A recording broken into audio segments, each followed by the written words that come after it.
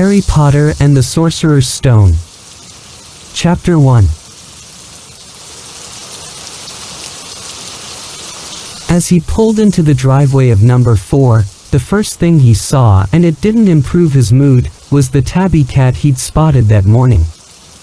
It was now sitting on his garden wall. He was sure it was the same one. It had the same markings around its eyes. "Shoo!" said Mr. Desley loudly.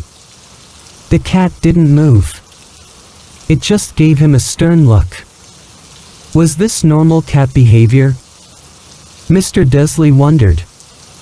Trying to pull himself together, he let himself into the house. He was still determined not to mention anything to his wife.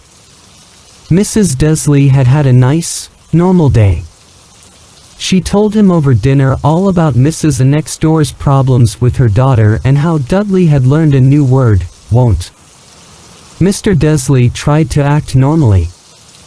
When Dudley had been put to bed, he went into the living room in time to catch the last report on the evening news.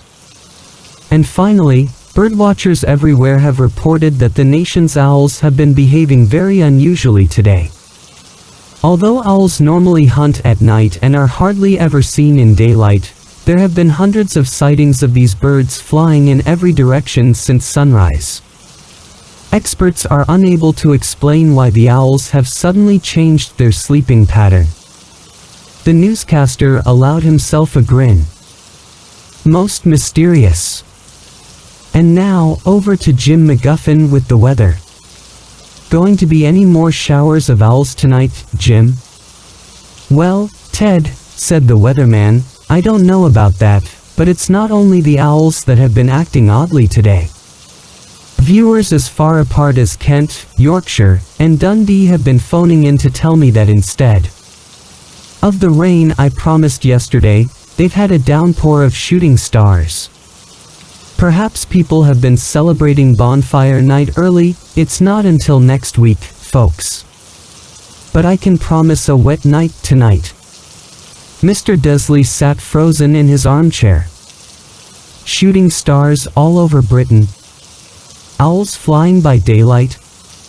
Mysterious people in cloaks all over the place. And a whisper about the Potters. Mrs. Desley came into the living room carrying 2 cups of tea. It was no good. He'd have to say something to her. He cleared his throat nervously. Petunia, dear, you haven't heard from your sister lately, have you?